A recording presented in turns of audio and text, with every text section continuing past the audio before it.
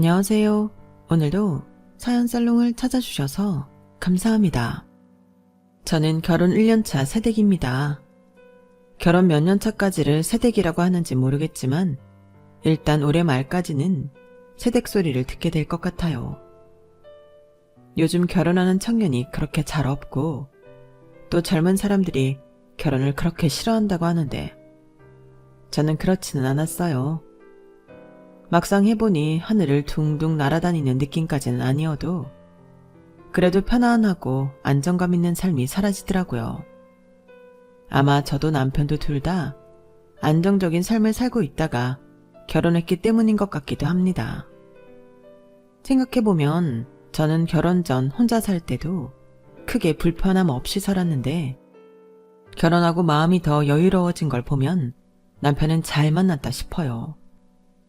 저희 남편은 젊은 한의사인데 그전엔 불같은 사랑만 해보던 저는 남편과 연애한 뒤로 이렇게 편안하고 잔잔한 사랑도 있구나 라는 걸 처음 알게 되었어요. 나이 차이도 3살밖에 나지 않는데 말이에요. 남편은 늘 차분하고 침착한 사람이었고 저도 남편을 만나면서 그런 남편의 차분한 모습을 담게 되었답니다. 남들은 제가 한의사를 만난다고 하면 우와 하지만 저는 저희 아빠가 가정의학과 의사셨기 때문에 사실 크게 감흥은 없어요. 아빠도 남편도 동네 아이들과 어르신 장사가 메인이고 수입도 평균보다 조금 더 버는 정도니까요. 그리고 저희 가족 그리고 남편은 먹는 것도 입는 것도 크게 사치를 부리진 않아서 큰 이벤트도 없이 평화롭게 지난 1년 남짓을 지낼 수 있었죠. 하지만 이런 평화가 그냥 공짜로 얻어진 것은 아닙니다. 놀랍게도 저는 요즘 같은 생활을 얻기까지 몇 번이나 전쟁 같은 일들을 마주해야 했고 사실 지금의 평화도 영원한이란 보장은 없어요. 그래서 더 소중한 걸지도 모르겠네요. 저희 가족들의 평화를 위협하는 존재가 늘 코앞에 있기 때문인데요. 그건 바로 저희 시댁 집안 최고의 애물단지인 시누이랍니다. 시누이는 남편과는 14살 차이 나는 돌싱으로 내년에 중학교에 올라가는 딸내미를 혼자 키우고 있어요. 요즘 시대에 이혼 따위야 흠도 아니지만 시누이를 보면 왜 전 남편이 이혼을 했는지 너무나 알 것 같았어요. 시누이의 개념 없고 뻔뻔한 언행에 두 손 두 발 다 들고 도망을 간 게 뻔했죠. 시누이는 입만 열면 자신이 세상에서 가장 고생을 많이 하고 가장 상처를 많이 받은 피해자라는 양 이야기를 하고 다녔거든요. 상대가 누구든 무조건 자신이 피해를 많이 봤다는 걸 강조했죠. 그리고 그 진상짓을 가족들에게 제일 많이, 제일 심하게 저지르는 것 같았고요.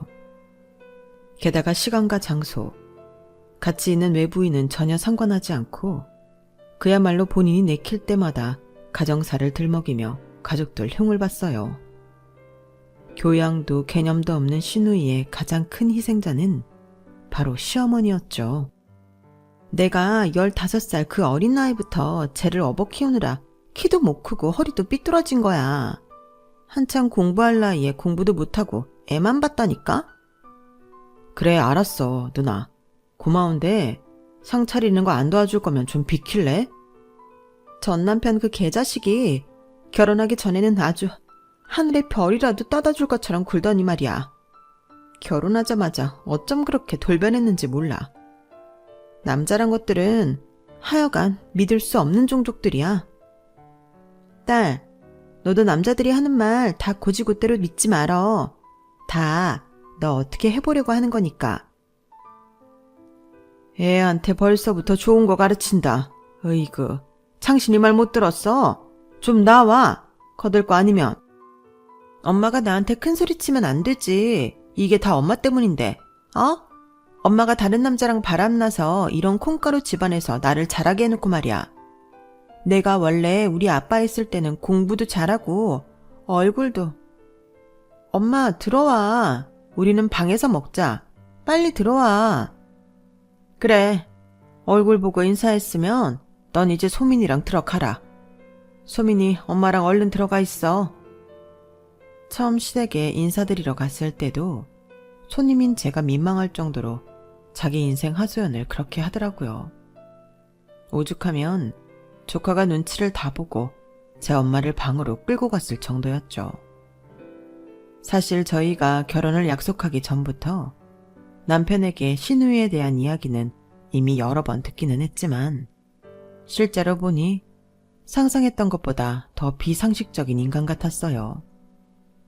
시누이가 제 딸과 함께 방으로 들어가고 나서야 시어머니는 저에게 못 볼 꼴을 보여 미안하다며 멋쩍게 사과를 하셨고, 그날은 저희 셋만 거실에서 식사를 하면서 이야기를 나눴어요.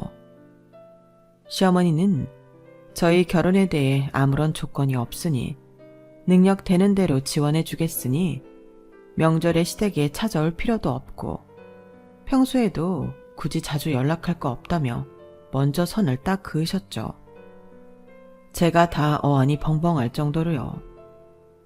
품속에서 작은 금가락지 하나만 제게 넘기시면서 예단도 필요 없다고 하셨습니다. 이게 내가 당신의 애비랑 결혼할 때 맞췄던 반지다. 예물로 주기엔 영 시원치가 않지? 아니에요, 어머님. 요즘 금이 얼마나 귀한데요. 저희도 약소하게라도. 아니야. 그런 것 하나도 필요 없다. 어차피 아들이나 딸이나 결혼하고 출가 외인인 건 똑같아. 나야 결혼을 2번이나 했으니 다 낡은 가락지 주는 거야 일도 아니지만 이제 막 시작하는 세댁한테 뭘 또 받니? 별것 아니니 이것만 받고 예물 예단 전부 끝이야 끝. 이런 거 저런 거 할 돈 있으면 너희 신혼집이나 더 쓰렴. 시어머니는 그렇게 두 손을 휘휘 저으며 서로 주고받는 선물을 여기서 끝내자셨고 자리도 빨리 끝내셨어요. 너무 완강하게 말씀하시니 그래도 눈치껏 작은 거라도 해드려야 하나 싶었던 마음도 사라졌죠. 오히려 더 불편해하실 것 같다는 생각이 들었거든요. 남편 역시 시어머니가 진심이니 정말로 아무것도 하지 말라며 말려서 저는 결국 정말 아무것도 해드리지 않았어요. 상견례 때도 저희 부모님과 시어머니는 그렇게 합의를 보셨고요. 시어머니는 요즘 세대들은 부모가 개입을 최소로 해야 한다는 주장이셨는데 살펴보면 당신이 더 남의 개입을 싫어하시는 듯 했죠. 아니, 애초에 가정에 그다지 관심이 없으신 것 같았어요. 집에만 있기보다는 애인분이랑 나가서 노는 걸 더 좋아하셨거든요. 저는 그 연세에도 이성교제를 그렇게 활발히 할 수 있다는 걸 시어머니를 보고 처음 알았습니다. 물론 제가 그걸 이상한 편견 어린 시선으로 본 건 아니에요. 그 연세에 배우자가 없으면 이성교제를 하는 게 오히려 좋다고 생각합니다. 서로 애정을 주고받는 일은 남녀노소를 불문하고 필요하다고 생각하거든요. 그리고 그런 시어머니가 있는 시댁이라면 시집갈 집으로도 나쁘지 않다는 생각이었어요. 솔직히 시어머니가 그렇게 가정에 매여있지도 않으시고 쿨하신데 고부 갈등이 생길 일이 있나요? 제사를 지내는 것도 아니고 효도를 강요하는 것도 아닌데요. 게다가 시어머니는 만날 때마다 저에게 선물을 꼭 한 꾸러미씩 주곤 하셨어요. 아가, 너 드레스 오프숄더라고 했지? 네, 어머님. 자, 이거랑 이거 가져가거라. 네? 어머님, 이게 뭐예요? 목주름 관리하는 거야. 그리고 이거는 미백 크림이다. 이번에 우리 그이가 백화점에서 사준 건데 몇 개 샀으니 이거는 네가 쓰거라. 여기 이것도. 세상에, 이거 다 설화수잖아요, 어머님. 어차피 너무 많아도 유통기한 내에 못 써. 너도 식 올리기 전에 관리해야지. 감사해요, 어머님. 나 때야 신부가 이렇게 예쁘게 꾸미는 거 제대로 하지도 못하게 했지만 요즘은 아니잖니. 이때 아니면 언제 또 이렇게 꾸미겠어. 액세서리 같은 거 고를 때도 금액 신경 쓰지 말고 너 하고 싶은 거 해라. 시어머니는 쿨하신 듯 하면서도 또 섬세하게 절 챙겨주셨습니다. 나중에야 알게 된 거지만 시어머니는 가정에 관심이 없는 듯 하면서도 정은 참 많은 분이셨어요. 일부러 말을 짧게 하시고 웬만하면 거리감을 유지하려고 하셨지만 그게 다 마음으로는 저를 살뜰하게 생각해 주셔서 그런 거라는 게 다 느껴질 정도였죠. 그러다 보니 사실 전 그런 시어머니가 너무나 좋았어요. 참 좋은 집에 시집을 가는구나 싶었죠. 하지만 제가 간과했던 것이 있었는데 그건 바로 시누이의 존재였어요. 처음 시댁 인사드리러 갔을 때도 잠깐 차 마실 때만 보고 이후로는 상견례 때도 보지 않았으니 시누이라는 존재가 저에게 영향을 끼쳐봤자 얼마나 끼치겠냐는 아니란 생각을 했던 거죠. 그리고 시누이가 어느 정도까지 제정신이 아닌지도 잘 몰랐고요. 하지만 그건 제가 아니라 누구도 몰랐던 일이긴 합니다. 이 집에 며느리가 들어온 것 자체가 제가 처음이었기 때문이죠. 그러던 어느 날 회사에 있던 저에게 모르는 번호로 전화가 걸려왔는데요. 여보세요? 울케. 지금 어디야? 네? 누구신데요? 참나, 울케한테 울케라고 할 사람이 누가 있어? 지금 뭐 하냐니까? 회사죠, 사무실이에요. 창신씨 누나분이세요? 아, 그래. 뻔한 걸 왜 자꾸 물어. 어디냐니까. 사무실이라고만 말하면 어딘지 어떻게 알아? 무슨 일이세요? 아, 어딘지 빨리 말하라니까? 시누이는 전혀 대화가 통하지도 않고 막무가내로 제 위치만 물어봤어요. 저는 일부러 큰 사거리를 기준으로 제 사무실이랑 정반대에 위치한 빌딩을 이야기했고 시누이는 퇴근하고 보자며 일방적으로 전화를 끊어버렸죠. 조금 더 시간적 여유가 있었다면 저도 침착하게 생각을 해보고 남편에게 연락을 했을 텐데 마침 퇴근이 30분도 남지 않은 시점이라 굉장히 당황했어요. 어떻게 하면 위치를 잘못 알려준 걸 들키지 않을 수 있을지 그 생각만 하다가 30분이 훌쩍 가버렸고 전화는 쉴 새 없이 울려댔죠. 당장 회사 앞으로 나오라는 시누이의 닭다리였어요. 결국 저는 거짓말로 알려준 건물 뒤편으로 들어가 로비에 있는 시누이를 만나게 되었어요. 그 건물 1층에는 마침 대형 카페가 있었는데 시누이는 한치 고민 없이 저를 그 카페 안으로 데리고 가더군요. 처음엔 갑자기 맞닥뜨리게 된 상황에 정신도 없고 시누이를 단둘이서 보는 것이 처음이라 긴장도 했었는데요. 당연하다는 듯이 저한테 턱짓을 해가며 계산하라고 하거나 반말을 내뱉고 허락도 없이 남의 음료를 먼저 한 입 마시는 등 기본적인 예절이라고는 눈꼽만큼도 없는 그 여자의 태도에 긴장이 탁 풀렸어요. 그 여자는 제가 냅킨을 가져오는 걸 대놓고 위아래로 훑어보더니 첫 마디부터 아주 개념 밥 말아먹은 소리를 했습니다. 여자는 외모도 실력인데 넌 아직 유부녀도 아닌데 벌써 유부녀처럼 하고 다니면 어쩌니? 외모부터 점수가 마이너스다 마이너스.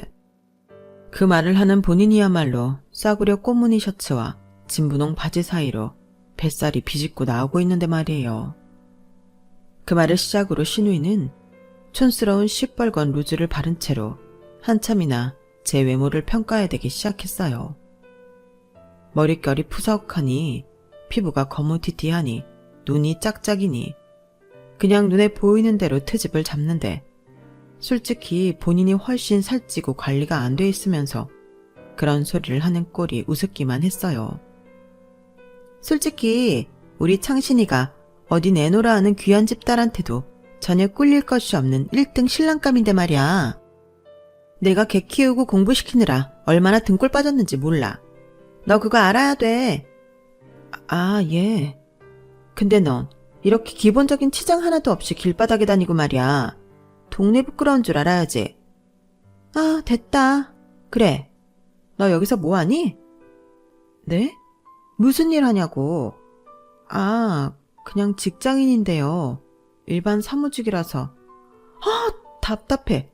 똑같은 말 여러 번 물어보게 하지 말고. 너는 네가 무슨 일 하는지도 모르니? 그러면서 의사 사모님씩이나 되려고 해? 엔터 회사 다니고요. 마케팅 쪽 일하고 있어요. 엔터? 엔터? 무슨 엔터? 그런 거면 뭐 유명한 연예인이라도 있고 뭐 그런 거 아니야? 무슨 엔터인데? 빨리 말해봐. 신우이는 그 사람들 많은 데서 야단 법석을 떨며 절 추궁했고 전 어쩔 수 없이 회사 이름을 대하했어요. 신우이는 회사 이름을 듣자마자 눈이 왕방울마랑에 커지며 어머, 어머, 어머를 연발했죠. 너무 창피해서 그대로 뛰쳐나가고 싶을 정도로 호들갑을 떨어대면서 말이에요. 우리 딸내미가 좋아하는 아이돌 있는 회사잖아. 그럼 너 맨날 그 아이돌 보겠다?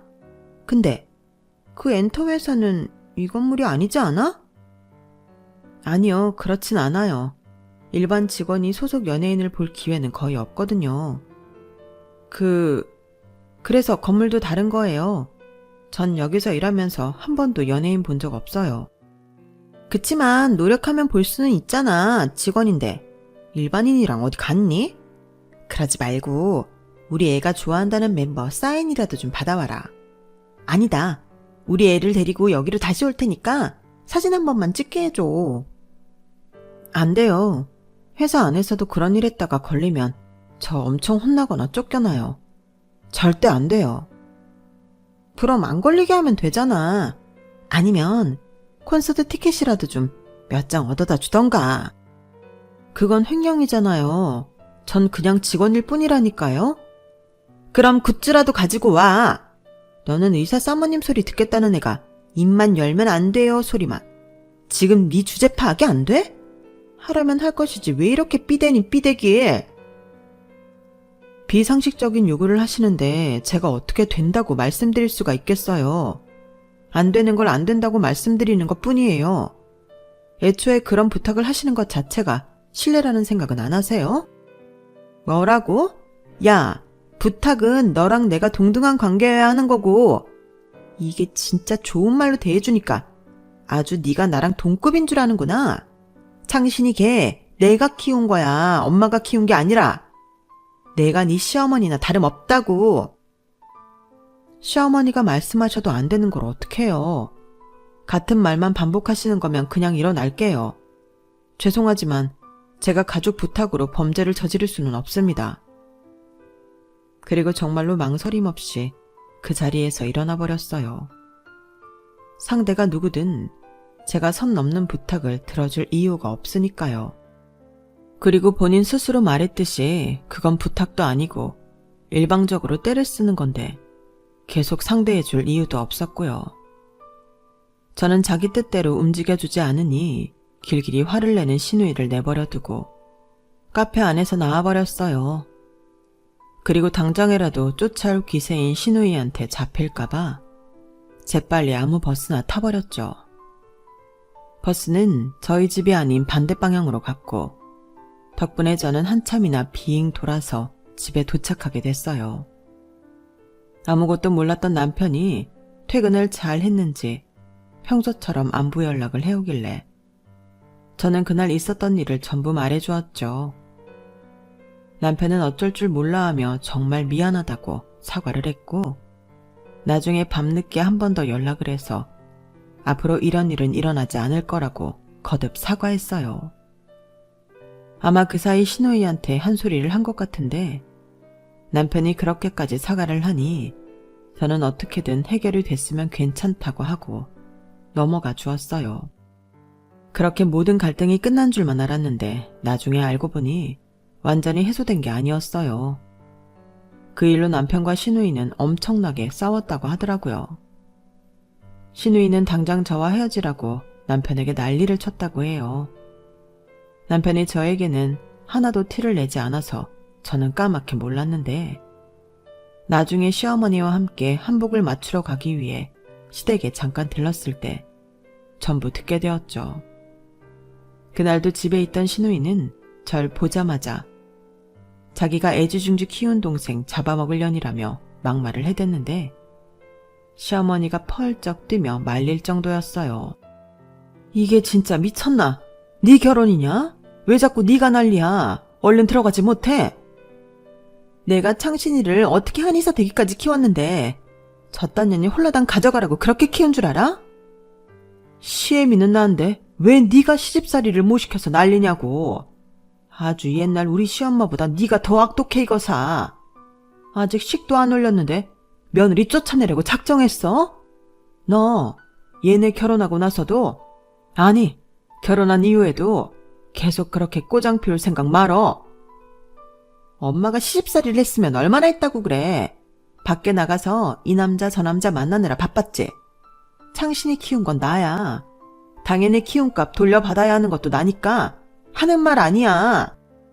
신우이는 시어머니한테 억하심정이 쌓인 듯 악을 써댔는데 그 내용이 가관이었어요.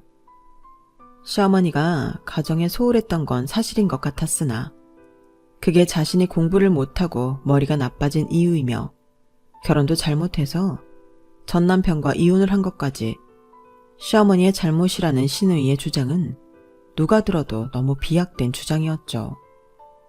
게다가 시어머니는 신우이의 친부와 사별 후에 남편의 친부를 만난 거였는데 말이에요. 시어머니는 신우이가 도저히 진정하지 않자 저를 얼른 데리고 나와버리시며 못 볼 꼴을 보여 미안하다고 사과했어요. 이런 꼴을 보여 미안하구나. 창신이랑 결혼하면 절대 시댁으로 부르지 않을 테니 걱정 말거라. 내가 책임지고 제가 너 못 괴롭히게 막아줄 테니. 그 전까지는 남편과 시어머니가 그렇게 얘기하면 그 말을 곧이곧대로 믿고 알겠다고 넘어갔는데 솔직히 이때부터는 저도 선뜻 알겠다는 대답이 나오지 않았어요. 이 결혼을 다시 생각해봐야 하나 싶은 생각이 들기 시작했거든요. 당시엔 저도 몇 날 며칠 동안 골머리를 앓을 정도로 심각하게 고민을 했던 내용인데요. 이미 결혼 준비를 한다는 말을 주변에 해놓은 상태라 주변 사람들에게 쉽게 고민을 털어놓지 못해 혼자서만 고민에 고민을 거듭했죠. 하지만 전 끝내 모진 마음을 먹지 못하고 결혼을 강행하기로 결정했답니다. 남편에게 문제가 있는 것이었다면 곧바로 파혼을 했겠지만 남편의 문제도 아닌데 헤어짐을 결심한다는 건 아니라는 생각이 들었거든요. 솔직히 그때도 지금처럼 익명의 힘을 빌려 인터넷에 고민 상담을 해보기도 했어요. 그만큼 당시엔 고민을 털어놓고 도움을 요청할 곳이 없었죠. 제 글에는 수많은 댓글이 달렸는데 내용을 종합해보면 지금이라도 헤어지던지 정 못 헤어지겠으면 어느 정도 굽히고 들어가라는 거였어요. 남편과 헤어지지 않기로 결심한 저는 계속 무시하던 신우이의 연락을 한두 번 받아주었고 댓글에 좋은 대로 몇 번은 신우이의 갑질을 받아주었습니다. 자기 딸내미 생일이니 케이크를 사오라는 말에 무려 6만원짜리 케이크도 사다주고 집에 꽃게를 2박스 주문했으니 손질해놓으라는 말에 큰맘 먹고 꽃게도 손질해 주었죠. 일부러 제일 비싼 케이크, 제일 손질 어려운 게를 과제로 내던지는 듯한 태도가 마음에 들지는 않았지만 그래도 시키는 것 중에 세세 하나는 해주니 조금 태도가 누그러지나 싶었어요. 어이 올케, 지금 집이야? 네, 무슨 일이세요? 오늘 와서 나랑 소민이 방 좀 정리 좀 해. 아니다, 하는 김에 그냥 집 청소를 좀 해놔야겠다. 먼지가 너무 굴러다녀서 말이야. 음식물 쓰레기도 버리고 재활용도 해놔. 지금요? 아 그래, 말 좀 2번 시키지 좀 말아라. 아, 애가 띨띨한 건지 친구도 여름 친구로 좀 바꿔놓고. 하루는 또 다짜고짜 전화를 해서 시댁 집안 청소도 해놓고 여름 친구로 바꿔놓으라고 떽떽거리더니 자기 할 말 끝나니까 전화를 확 끊어버렸어요. 예의가 없고 제 멋대로이긴 해도 놀랍게도 이 정도만 하고 끝난 게 얌전해진 상태였죠. 그날 쉬는 건 어떻게 알고 연락한 건지 모르겠지만 어차피 쉬고 있었으니 저는 군소리 없이 시댁으로 출발했어요. 집안에는 아무도 없더군요. 저는 좋아하는 노래를 틀어놓고 신우이와 조카가 사는 방을 정리하고 있었습니다. 그 전에 시킨 일에 비하면 그렇게 어렵지는 않았기에 별 생각 없이 청소를 하고 있었어요. 그런데 옷장과 책상 사이 틈에 웬 종이 봉투가 구겨진 채 떨어져 있는 겁니다. 딱 봐도 중요한 서류 같아 꺼내보니 그건 다름 아닌 오래된 시누이의 이혼 서류였어요. 내용을 살펴보니 시누이가 늘 말버릇처럼 남자 잘못 만나 이혼했다고 말한 것과는 전혀 다른 내용이 적혀 있었죠. 그건 바로 시누이의 외도 증거들과 오히려 전 남편이 외도를 문제 삼아 이혼 소장을 날린 내용이었습니다. 여지껏 자신이 피해자인 척 굴며 온갖 추태를 부렸던 시누이가 사실은 가해자였다니 저도 적잖이 놀랄 수밖에 없었네요. 하지만 그 시기는 결혼식이 코앞까지 다가왔던 때였기 때문에 저는 괜히 이 사실을 드러내서 시끄러운 일을 만들고 싶지 않았어요. 그리고 이 사실을 당장 알게 된다고 해서 다른 가족들에게 뚜렷한 이득이 될 것 같지도 않았고요. 저는 적당한 시점에 다른 가족들 놀라지 않게 알려주어야겠다 생각하고 그 서류를 책상 서랍 맨 안쪽에 얌전히 넣어놓았답니다. 그 덕분인지 큰 이슈 없이 무사히 결혼식을 마칠 수 있었죠. 시댁도 저희 친정집도 모두 경기도에 있지만 저랑 남편은 서울에 신혼집을 차렸어요. 그래도 시댁과 친정집을 차로 30분 만에 갈 수 있는 거리였고 제 직장과 남편의 병원을 가기에 교통편이 좋은 편이었거든요. 동네 자체가 교통편이 좋은 곳이다 보니 처음부터 그 지역에서 집을 구하기로 한 것이었죠. 지역을 정해놓고 집을 구하다 보니 신혼집에 들어갈 날짜와 제가 자취하던 집의 계약 종료 시기가 딱 맞아 떨어지지가 않게 되더라고요. 애매하게 시 끝나고 한 달 뒤에나 신혼집에 들어가게 되었어요. 그래서 저희 부부는 일단 급한 대로 안방만 전부 청소하고 기본적인 세팅을 끝낸 뒤 이후에 짐 정리와 인테리어는 천천히 해나가기로 했습니다. 당장은 직장 생활을 해야 하니 주말마다 조금씩 정리를 하기로 했어요. 주변 가족들과 친구들에게도 상황이 이러해서 집들이까지는 시간이 좀 걸릴 것 같다고 미리 얘기도 해놓았고요. 그런데 그렇게 정신없던 기간에 아주 기가 막히는 사건이 벌어지게 되었어요. 신혼집에 들어간 지 약 한 달 반 정도 지났을 무렵 어느 금요일 저녁이었죠. 남편은 퇴근 후에 테니스 동호회에서 모임이 있어서 바로 집에 오지 않았고 저만 정시에 퇴근해서 집에 들어왔는데요. 분명 아무도 없이 컴컴해야 할 집에 불이 훤하게 커져 있고 신발장에는 낯선 신발들이 있는 거예요. 순간 집을 잘못 찾아왔나 싶을 정도로 분위기 자체가 달라져 있었죠. 조심스럽게 집 안으로 들어가 보니 주방에서 시누이가 본인 딸이랑 짜장면과 짬뽕을 먹고 있더군요. 그 와중에 거실에는 제가 보는 캐리어나 백팩 등 짐 4개가 나뒹굴고 있었어요. 저는 어리 빠진 목소리로 물었죠. 이게 다 뭐예요? 여긴 대체 어떻게 들어오셨어요? 엄마가 반찬 가져가 주라고 해서 들렀지. 집 좋다야. 군만두를 집어먹던 조카는 제가 입을 열자 실거머니 식탁에서 일어나서 현관문 쪽으로 갔어요. 그걸 보고 시누이는 밥 먹다 말고 어딜 가냐며 온 집안이 쩌렁쩌렁 울릴 정도로 소리를 지르고는 다시 우적우적 짬뽕을 먹었죠. 반찬은 반찬이고 그럼 이 짐들은 다 뭐예요? 전 아무 연락을 받은 게 없는데 남의 집에서 지금 이게 뭐 하시는 거냐고요? 남의 집이라니 창신이 집이 왜 남의 집이야? 얘기했잖아. 반찬 가져다 주러 온 거라고. 그래서 창신이도 비번을 알려준 거고. 근데 너희는 왜 맨날 이런 중요한 얘기는 나만 쏙 빼놓고 하니? 이런 좋은 동네로 이사를 했으면 나한테 진작 말을 했어야 할 거 아냐. 반찬 가져다 주신 건 감사해요. 식사 끝나셨으면 이제 돌아가세요. 너희 저기 작은 방 하나는 비는 것 같더라? 저희 비는 방 없는데요. 그리고 그건 저희가 알아서 할 테니까 뭘 안 비어. 내가 다 봤는데. 우리 딸내미 지내기 딱 좋은 방이 있더구만. 저 작은 방 우리 소민이 좀 줘.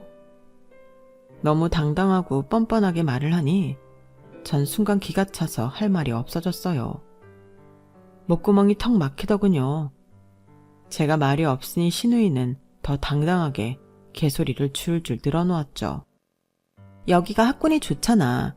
우리 딸이 갈 만한 명문대도 많지만 쟤도 창신이처럼 명문대 가고 성공하려면 미리 이런 지역에서 사는 게 맞아. 너 신혼집 잘 구했어. 그건 칭찬해. 애 등교하려면 적어도 7시에는 아침 먹여야 하니까 시간 맞춰서 밥상 차리고, 응? 한 12첩? 그 정도는 해야 애가 영양소 골고루 먹고 내가 잘 돌아갈 거 아니야. 용돈은 달에 200만 줘. 쟤랑 나랑 합쳐서 200이니까 이것도 나쁘진 않지? 어차피 난 여기 자주 오는 것도 아니니까. 대신 우리 딸 영어가 좀 약하거든? 니네가 잘 알아보고 괜찮은 학원 하나만 좀 보내줘. 전학 소속 최대한 빨리 받긴 할 건데 그냥 다음 주부터 들어온다고 생각해. 애 적응하려면 주말마다 미리 보내는 게 나을 것 같으니까.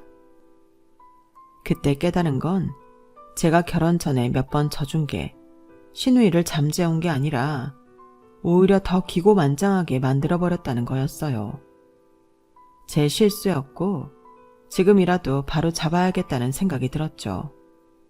하지만 새 식탁에 퍼질러 앉아서 이미 저희 신혼집을 제 집인 양 편안하게 생각하는 신우이를 보니 화가 머리끝까지 나면서도 적당히 말해서는 물러나지 않을 것 같은 불안한 마음도 들었어요.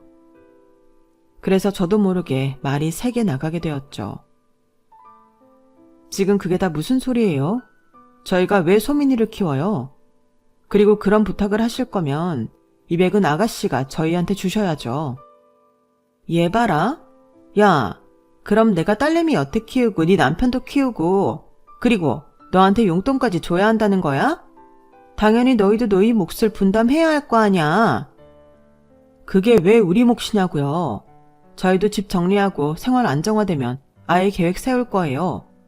아가씨야말로 억지 부리지 말고 책임감 있게 부모 노릇부터 하세요. 이게 어디서 버르장머리 없이. 야, 네가 뭔데 부모 노릇 운운하면서 나를 가르치려 들어. 니네 부모가 너 그따위로 가르쳤어? 새파랗게 어린 게 아주 어른 말에 따박따박 말대꾸나 하고 시끄럽고 하라면 해. 저희 부모님을 언급하며 욕을 하는 신우이에게 저도 그 순간부터는 뇌의 필터를 거치지 않고 말을 했습니다. 개소리하지 말고 당장 짐 챙기고 소민이 챙기고 나가세요. 먹은 거 치우시고요. 30분 안에 나가세요. 안 그러면 진짜 평생 가족들한테 찍소리도 못 내고 살게 하는 수가 있어요. 뭐? 야, 너 지금 뭐라고 했어? 뭐 개소리? 개소리? 그게 지금 신우이한테 할 소리야? 말씀드렸어요. 30분이라고요. 진짜 그 안에 안 나가시면 각오하세요. 30분이고 나발이고 너 진짜 안 되겠구나. 버르장머리를 고쳐놔야. 신우이는 입에 있던 짬뽕을 잔뜩 튀기면서 저한테 달려들었어요. 제 머리채를 잡으려고 한 것 같았죠. 그런데 제가 신우이보다 키가 6cm 정도가 크다 보니 제가 더 빠르게 신우이의 머리채를 잡을 수 있었어요. 저는 반사적으로 신우이의 머리채를 한번 확 잡아당겼다가 왼쪽으로 내팽겨 쳐버렸습니다. 신우이는 아무 힘도 쓰지 못하고 그대로 발라당 자빠졌죠. 아무리 그래도 무력을 쓰려고 했다니. 그 순간 저는 어마어마하게 화가 났어요. 그래서 신우이 말대로 30분이고 나발이고 그 자리에서 남편에게도 시어머니께도 연락해서 집으로 와달라고 했어요. 지금 신우이가 신혼집에 들어와서 난동을 피우고 있다고. 제가 정말 참다 도저히 안 되겠어서 한 말씀드릴 내용이 있다고요. 남편과 시어머니는 제 연락을 받고 너무 놀라서 곧바로 집으로 왔어요. 그때까지 신우이는 제가 본인을 때렸다고 거실 바닥에서 소리를 지르고 울고 난리를 피우고 있었답니다. 집 안에 들어오자마자 그걸 본 시어머니는 두 눈을 질끈 감아버릴 정도였죠. 남편은 신우이를 보자마자 무섭게 표정이 굳은 채로 억지로 신우이를 일으켜 세웠습니다. 신우이가 가져온 짐을 다 현관 쪽으로 던져버리면서 당장 나가라고 했죠. 하지만 신우이는 그런 남편에게 전혀 굴하지 않고 네가 어떻게 나한테 그럴 수가 있냐며 오히려 목에 핏대를 세우며 발악을 했어요. 상황이 저절로 정리가 되면 굳이 말을 꺼내지 않으려고 했지만 저는 끝내 입을 열 수밖에 없었습니다. 가족이 다 모였으니 제가 말씀드릴게요. 아가씨가 이혼당한 진짜 이유를요. 이혼을 당했다니? 그게 무슨 말이니? 그때까지도 악으시던 신우이는 제 말에 갑자기 난동 피우던 걸 뚝 멈추고 놀란 표정으로 절 돌아보았습니다. 저는 그런 신우이를 똑바로 쳐다보면서 말했죠. 아가씨가 외도 때문에 이혼당하신 거요. 외도 증거도 수두룩하고 위자료 다 뜯겨서 돈도 집도 없으셔서 어머님 집에서 살게 된 거 말이에요. 그런 주제에 말끝마다 어머님께 막말하고 저한테도 오늘 와서 소민이를 키우라고 하더라고요. 학원도 알아서 보내고 다달이 200만 원씩 용돈도 주라고 하면서요. 제 말이 끝나자 집안에는 고요한 정적이 깔렸어요. 남편은 멍하니 절 보다가 믿을 수 없다는 표정으로 신우이를 노려보며 말했죠. 그래서 빚이 그렇게 많았던 거였어? 내가 그 억대 빚 다 갚아줬잖아. 누나가 매형한테 사기당했다며. 나보고 키워준 빚이 어쩌고 갚아라 하면서 정작 누나는 뒤에서 그러고 다녔던 거야? 야, 아니 그건 제 말을 믿어? 지금 내 말보다 전현 말을 더 믿는 거야? 아가씨, 방 책상 맨 밑서랍에 있는 황토색 봉투 안에 보시면 이혼 소장도 외도 증거도 전부 있어요. 저한테 집 청소해놓으라고 시키셔서 시킨 대로 하다 보니 그런 게 나오더라고요. 뭐? 누나, 내 와이프한테 뭘 시켰다고? 이게 다 엄마 때문이야. 내가 엄마한테 뭘 보고 배웠겠어. 엄마가 이 남자 저 남자. 야, 이 미친. 내가 네 아빠 죽고 재혼 좀 했기로써니 지금 네 나이가 몇 갠데 아직도 엄마 거리고 앉아있냐? 내가 그동안 너한테 속아서 해준 게 얼만데? 시어머니는 들고 계시던 핸드백으로 신우이를 사정없이 내리치며 울분을 토하셨어요. 그동안 신우이의 괴롭힘에 얼마나 마음고생을 하신 건지 저도 그때 처음으로 시어머니의 숨겨진 모습을 본 것 같네요. 시어머니는 입술까지 부들부들 떨리시면서 신우이에게 고함을 쳤습니다. 이 비겁한 년아. 내가 니네를 방치했어? 니네 먹여 살리겠다고 돈 좀 벌어보겠다고 나가 있을 때 지 동생 좀 돌본 게 그렇게 평생 우려먹을 일이냐고. 내가 너 성인이 된 이후에 준 돈이 몇 푼인데 네 딸내미 젖도 못 댔을 때부터 내가 혼자 다 키워놨잖아. 대체 뭐가 그렇게 불만이야? 뭐가 그렇게 성에 안 차서 너야말로 이 남자 저 남자 만나면서 더럽게 놀았냐고. 엄마도 그랬잖아. 허구한 날 밖에 나가서 이 남자 저 남자 만나는 걸. 그럼 내가 엄마한테 배우지 누구한테 배우겠어? 내가 언제 너처럼 더러운 외도를 했어 이거사. 신우이는 그 와중에도 남 탓하던 버릇을 못 고치고 입을 함부로 놀리더군요. 그리고 곧바로 시어머니가 온 힘을 다해 날린 손바닥에 뺨을 맞고 쓰러졌죠. 시어머니는 그런 신우이에게 서슬퍼런 목소리로 말씀하셨습니다. 너는 오늘부터 내 딸도 아니고 우리 가족도 아니다. 알았어? 오냐 그래. 짐 잘 쌌네. 이 짐 들고 그냥 그대로 나가. 앞으로 우리 가족 앞에 얼씬도 하지 말고 연락도 하지 마. 알겠어? 당장 나가라고. 신우이는 한쪽 뺨이 퉁퉁 붓고 머리가 산발이 된 채로 짐가방이랑 함께 쫓겨났어요. 남편은 아예 신우이를 끌고 가서 아파트 정문 밖으로 내쫓고 와버렸죠. 그 모습을 신우이의 딸이 현관 옆 작은 방 안에서 다 지켜보았으니 애 속이 어땠겠어요. 애가 무슨 죄가 있다고요. 제 마지막의 마지막 순간까지 신우이의 이혼 얘기를 망설였던 것도 다름 아닌 조카 때문이었거든요. 다행히 시어머니는 신우이만 내쫓고 조카는 계속해서 집에서 지내고 직접 돌봐주시겠다고 하셨어요. 그리고 나중에 알게 되었는데 어차피 조카의 학원비나 식비, 생활비는 전부 시어머니가 부담하고 있었기 때문에 전혀 타격을 받을 게 없다더군요. 오히려 신우이가 쫓겨나면서 입이 하나 줄어 이득이라고요. 성인이 되어서 최소한의 경제활동도 안 하고 기생충처럼 가족에게 들러붙어 있던 신우이를 완전히 쫓아낸 뒤 시어머니는 저에게 못난 꼴을 보여 너무 미안하다며 눈물을 뚝뚝 흘리셨죠. 남편 역시 저에게 사과를 했고 앞으로는 신우이를 볼 일도 없게 하겠다고 약속하셨어요. 저는 그 일이 있고 나서 한동안 신우이라는 게으르고 뻔뻔한 최소한의 양심도 없는 사람 때문에 어이없게 당하며 착취인 줄도 모르고 착취당했던 남편과 시어머니가 다시 보였어요. 너무 불쌍하게 보였죠. 시어머니가 가정에 관심이 없던 이유도 어느 정도 이해가 가기도 했고요.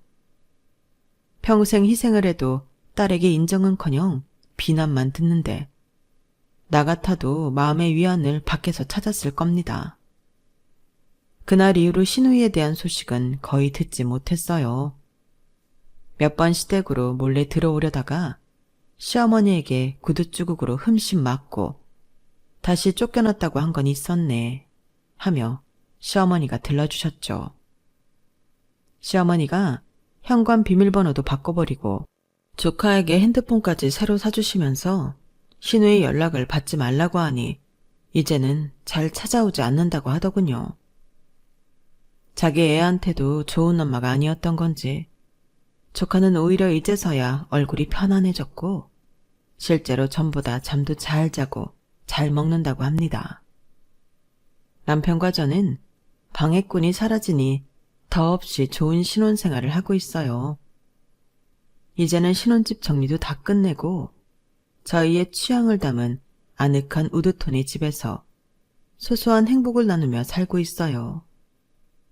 그제서야 진정한 결혼 생활을 즐기게 되니까 전에 없던 마음의 안정을 갖게 되어 얼마나 편한지 모릅니다. 저희는 슬슬 2세 계획을 세우고 있는데 아무쪼록 예쁜 아기 천사가 찾아와 주었으면 하고 바랄 뿐이에요. 제 이야기는 여기까지랍니다. 지금까지 들어주신 모든 분들께 오늘 하루도 행복이 가득하시길 바래요.